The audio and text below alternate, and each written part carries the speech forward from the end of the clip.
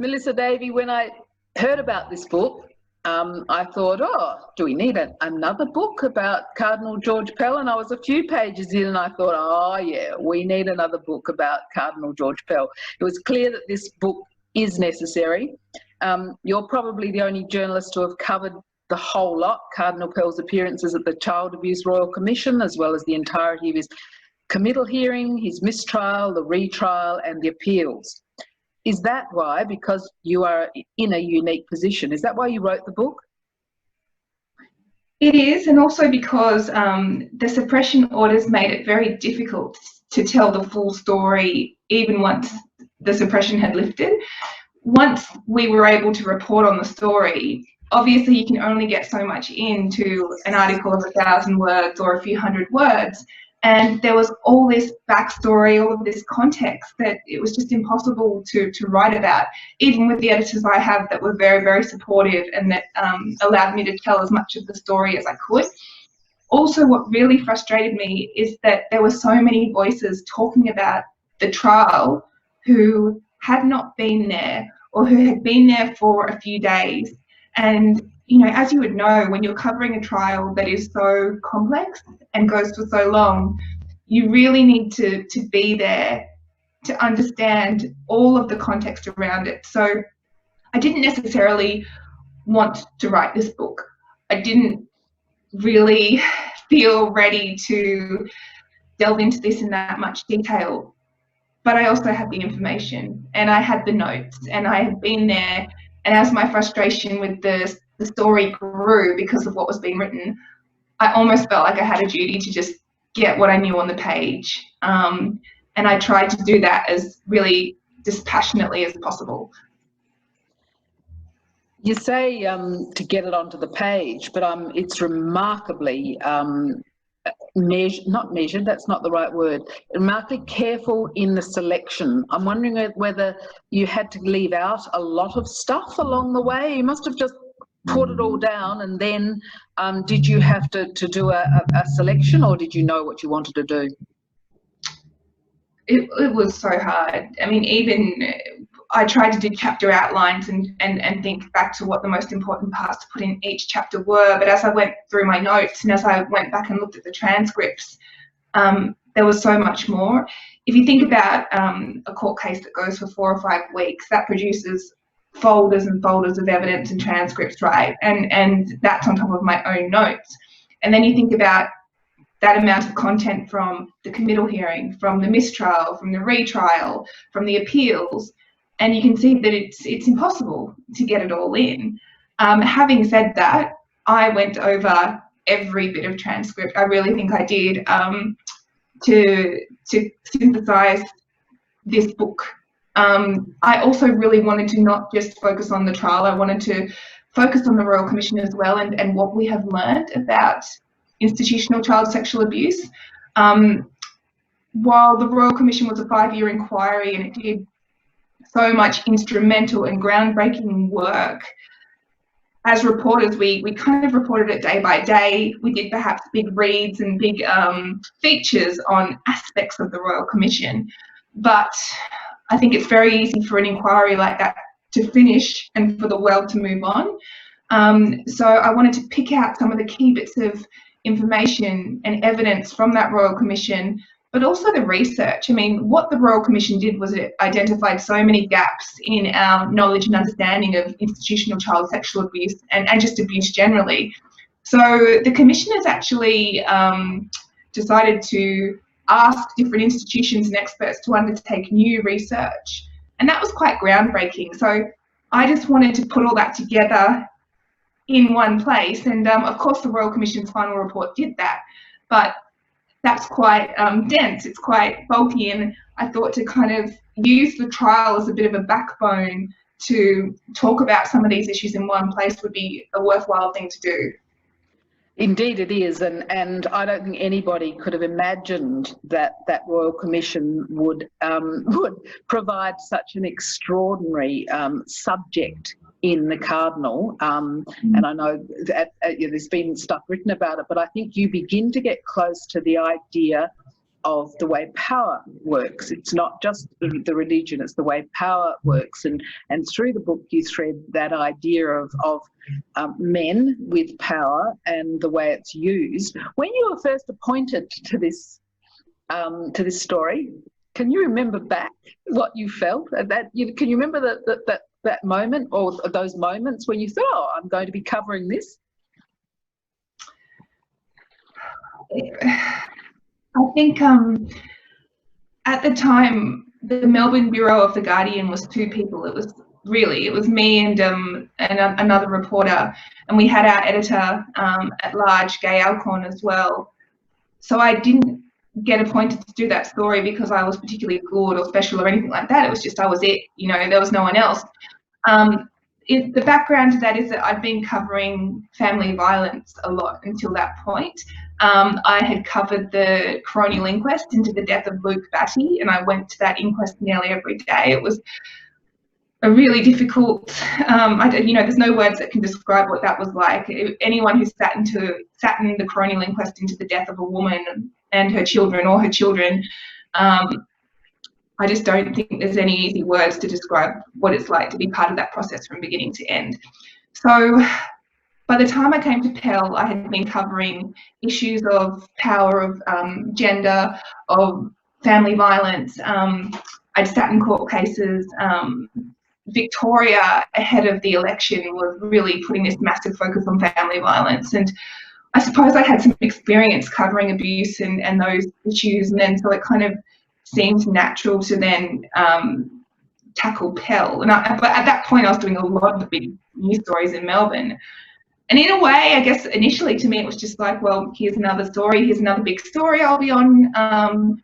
There's no way I appreciated then, though, that it would be 5 or 6 years of my life and a book.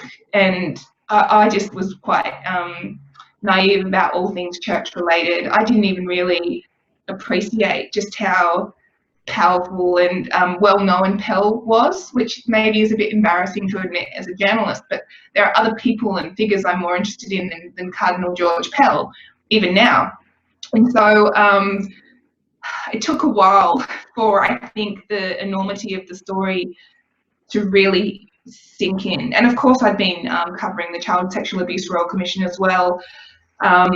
So between family violence and child abuse, I was becoming very aware of the dynamics of abuse and the gaps in our understanding and knowledge as a society. It's a learning curve that I'm wondering, a lot of us would rather not have. But you discover the central storyline, and that is the case of George Pell, which is what the book's called, but it's constantly invaded, as you point out, by other issues, other voices, other things that we need to look at, like the way power is used in the society, the way the church and religion's role in society, the way the media operates in the society. But it's very impressive because you stay on track throughout.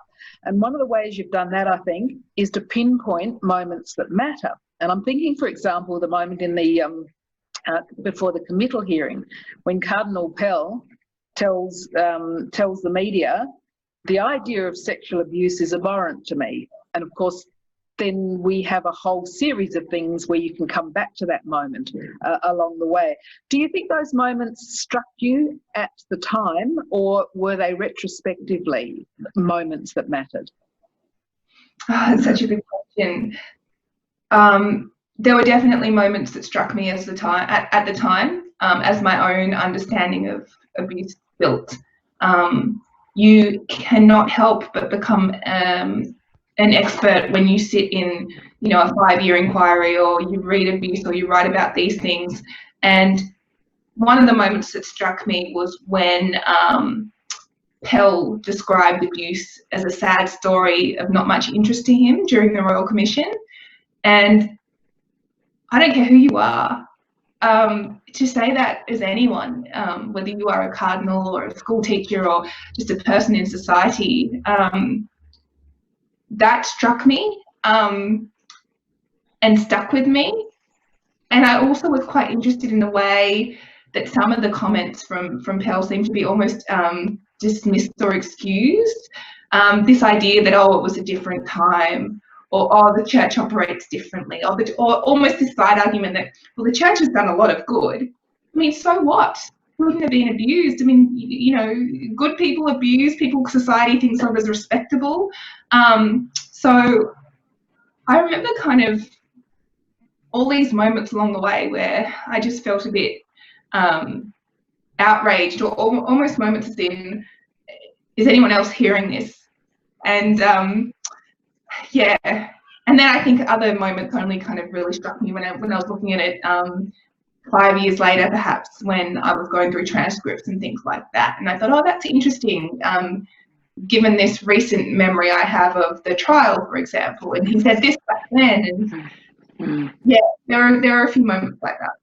Yeah, it really does fit into a narrative. One of the things that also I think your book does really well is give us an opportunity to examine our legal processes. I don't think we have very many chances like this, because it's such an interesting trial, such a complex trial, and such a big issue trial. We can actually look at the way our legal system, you mentioned some things about the legal system that I had no idea this is the way it works. There's certain names that they use for certain sorts of ways that they go through the hearings, they select juries and all that sort of thing. Do you think, though, given the outcome, the final outcome, that a case like this undermines our confidence in our legal system? I don't think it does. I think that there is an idea that there is, you know, a perfect case with a perfect timeline and a perfect trial where decisions are definitive, and it's just not how justice works. It's not even how a police investigation works, really. I think that, you know, the jury system is a fundamental pillar of our legal system, right? And if you were to use this case to call the entirety of that into question and say it doesn't work, well, then the repercussions of that are huge. You know, every single trial would be called into question. I think it does work really, really well most of the time. I like the idea that the jury system brings these ordinary people with their life experience together and doesn't assume that because they're not judges with a certain type of life experience, it doesn't assume that they're any less capable of making decisions, you know, rational decisions. To say otherwise would to be putting judges on a pedestal and saying that they're not flawed and that they're not human and that, you know, their prestigious, often privileged experience going through life a certain way somehow better equips them to make judgments about people. And I just don't think that's true. I think that's a really scary premise. So I think there is a lot about the legal system that I learned as I went along as well. And that's something I really wanted to get across in the book. I think there is an idea about how the legal process plays out. It's an idea I had myself as well. And the reality is so much different. And I think to a lawyer who perhaps reads the book, it'll be a very superficial look almost at how it works. But I think for the general public and people like myself, before I went into this trial, hopefully it'll be really informative and interesting and show that what goes on behind the scenes in a courtroom is quite complex and complicated. But understanding that, I think, can help you understand the trial of Cardinal George Pell. I think if the legal profession thinks it's superficial, then I think they should have a very close read. I think, in fact, you give a great deal of consideration to the legal profession. You try to understand them as people. I know a lot of people wouldn't speak to you. Robert Richter, however, did speak to you, the defence lawyer, defence barrister, and he spoke to you about the role and his place in the case, and you mused at one stage, I wonder whether there's a moment when they think, what about my reputation? How are people going to perceive me? How post-trial? Do you think there's similarities between journalists and lawyers in that respect? Wow, I've never thought about that. It's something I only really recently began to think about in recent weeks with this book, I've begun to realise that in my role writing this book, I can't please everyone. There's going to be things I left out. People will be screaming like, why didn't you put this in? Or what about this research? What about this part of the trial? They will read into it and assume I left it out for some reason. People will feel let down. Maybe survivor advocates will feel like I wasn't harsh enough or didn't write the book in the way they anticipated. Or maybe people who support Pell will think that I didn't tell enough of a certain part of the story. And I honestly wasn't coming towards this book trying to please anyone. I just had all this information that wasn't out there, and I just wanted to put it down. And you know, people will say all kinds of things about the book and why I wrote it or what I left out, but that's as honest as I can be. And I think that in that sense, defence lawyers or barristers come to a role in a similar way. They've got a job to do and they're just trying to do it the best they can. And they serve a fundamental function in society. You can't say that only certain people deserve a defence. I mean, where do you draw the line? The idea that someone is abhorrent just for representing Pell is crazy to me. You know, Robert Richter is, like you said, he's one of the few people that agreed to speak with me on the record. It took a while to get him to do that, but he did it. And I respect him a lot for that. But also, you could write a book about Robert Richter. I mean, he's had a very interesting life. He's helped out a lot of people, a lot of vulnerable people in society through the work that he does. Do you just ignore that because he said some things that were really problematic, or because he represented a problematic man? I don't think so. I think you're giving us more information about the role of the expert and the role of respect towards the expert, which we are so in danger of allowing it to be lost in ways that I think will be very damaging. Robert Richter, you quote at one stage, and he says, and he was shocked. He was surprised. He was sure, because he tells you, and I was so pleased to read this, because I think, you know, the judgment of Robert Richter through the bits and pieces from the media that we had was surface, and you get a much more sense of what it's like to do this role. And he says at some stage he was absolutely shocked by the result. He felt neutered. You must have gone, what a strange, and I'm probably not asking you to comment on why he would, except I guess in the context of this book, to hear a man in the law use the word neutered about being surprised by a result going against him. For me, again, it was a moment of thought. I thought, I need to think about this. Wow. I guess to me that's just Robert Richter. You know, it didn't strike me at all, but you're right, it's really interesting. It's a really interesting turn of phrase, but one that didn't surprise me coming from him.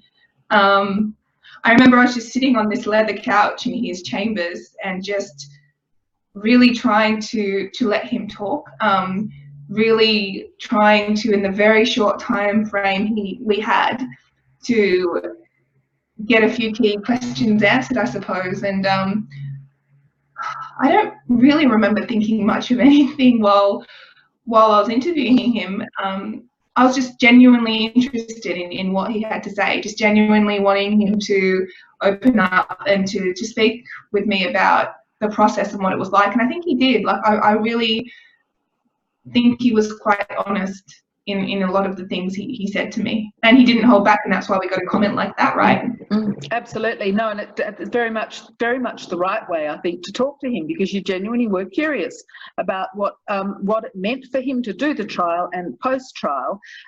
You do mention that he might have made a mistake in his defence when he goes the popular culture line. He says to the jury, he wags his finger at the jury and says, Cardinal George Pell is the Darth Vader of this inquiry. You know, everybody wants to blame George Pell like they blame Darth Vader, and if he'd said that to me as a jury, I would have felt a bit patronised and a bit you know, cross about being told something like that, to refer to something like, you know, Star Wars, for goodness sakes. Do you think that was a misstep from Robert Richter? There were several times where I just found myself thinking, what on earth are the jurors thinking? I definitely think, and this is only my interpretation, obviously we never speak to the jurors, we're not allowed to, they're not allowed to speak to us, so this is very much just my opinion. I thought he was extremely almost condescending. I don't think he means to come across that way, okay? So I think that what he is trying to do is be relatable. He's trying to say, you know, I'm one of you, and I don't know much about the church either, and I didn't know what these processes were, and you know, this is what Pell is like. He's like this Darth Vader figure. I just don't think it was necessary, and I don't know if it had the desired effect. Of course, we can't know, right? Because we can't talk to the jurors. But so many times, I was just watching those jurors thinking, what are you thinking? Like, what is going through? And I even had moments where, you know, when the jurors were being selected, I'm like, there's a good chance that not everyone knows who Cardinal George Pell is. To assume that everyone knows even what a cardinal is and what he does. I mean, I didn't know who Cardinal George Pell was, you know, when I was growing up. It wasn't until I was a journalist and reading the news and became more interested in the world around me. And even then I had a very superficial knowledge. So I did get a sense that Richter was a man who he just operated on a different level. And in trying to be relatable, I think he was actually being a bit disingenuous. Yeah, and he actually puts the judge gets a bit cross when he puts the jury system on trial, and he says, you know, he basically says, you can't do this. You know, you people, you can't put aside your prejudices. You just can't. So you have to let him off. You do beautifully, I think, describe the difference between that first jury and the second jury. The first jury, which was seemed to have all this concern and uncertainty swirling around it, and that's the mistrial. Then the second jury, which eventually finds him guilty, finds the cardinal guilty. You describe a much more solid kind of calmness to them. What do you think was what happened? Why was that so? I think there was so much pressure put on the jurors the first time around. So there were comments made by Richter, which you will remember that he was called up on by the judge, where he said to them, you can't change your mind. This man's life is in your hands, and if you give a guilty verdict and you wake up tomorrow and it was wrong, then you need to live with that decision for the rest of your life. And that theme was really honed into this jury by Richter quite constantly. They weren't exactly the same trials, you know. There's an idea that they were exactly the same, and of course they weren't the same. It was a mistrial. Something went wrong, so you can't run it exactly the same way. So perhaps a different approach, you know, was a reason why the reactions of the jurors the second time around was different. I mean, we can't know. I suppose both of the parties were a little bit more, they knew how this was going to run, right? They'd done it before, so perhaps they came across as a bit more calm and self-assured, and maybe that had an effect on the jury. Who knows? But certainly to me it seemed that the jurors the second time around seemed to be a bit more of a cohesive, collected unit. The way that your book runs is to give us all the trial and the mistrial and the commission and the questioning and answering, and then you go into the stuff that you've learnt about accusers and perpetrators that came through the Royal Commission as well. And what we've learnt, some of us seem to be resistant to it.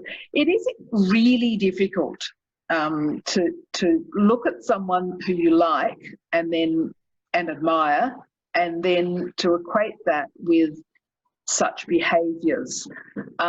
Is that the step? Is that the stopping? You've said, I think you learned through covering the Royal Commission that people find it difficult when we perceive someone as good, admirable and respectable can and do commit crimes, and how difficult it is for the society at large to accept that. Gosh, it seems like, you know, people are working so hard on that and to prove that. Do you think there's any sign now in the church hierarchy that this lesson is being learned? I mean, even if you look at the Vatican's response all the way throughout, or their lack of response, I should say, sometimes they say the right things, but the actions don't follow. The fact that we have so many archbishops in Australia still defending the confessional, you know, the fact that this is secret and it's sacred, and if a crime were to be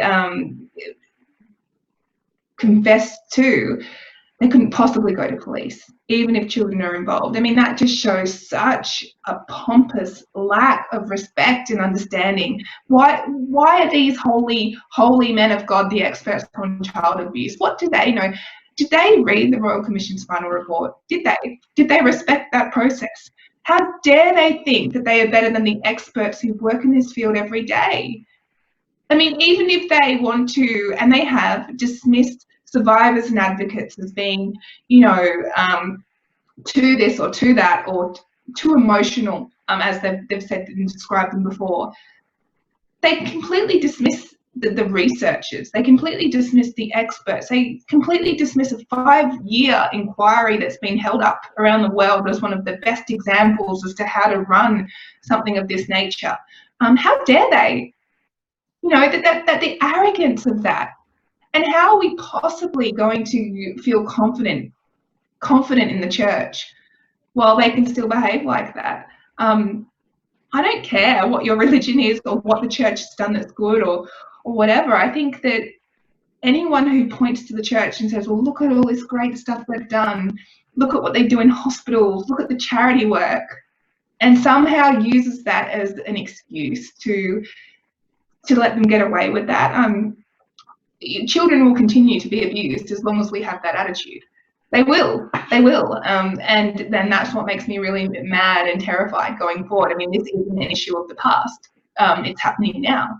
Child abuse is happening in residential care. It's happening in the youth justice system right now. And it happens when you have these people in positions of power with their own structures, a lack of accountability, a lack of respect for the way that society as a whole works and the laws of society works. There's no accountability, and children are harmed. I just can't. I still can't reconcile it. No, and I think a lot of people are very, very frustrated by that, because such a lot of evidence is sitting there and there's such a lot of damage that's been done, and I don't think anybody can deny that damage. The numbers from the Ballarat situation are just overpowering. You cannot put those two things together. Melissa, without feeling what you've just explained, Melissa, do you think the story of Cardinal George Pell has reached some kind of conclusion, or are we going to hear more? I think we'll always hear more. I think it's going to be very difficult now for I've got to be careful legally what I say. I think it can be difficult going forward for things to progress. But I think what has happened in a sense is extraordinary. To have a cardinal before a court and to have to sit there and listen to someone describe what happened, to have the media around the world cover this story and talk about abuse. I mean, that's unprecedented and it's powerful. And whatever the outcome, or whatever you think of that outcome, I think it's an extraordinary thing.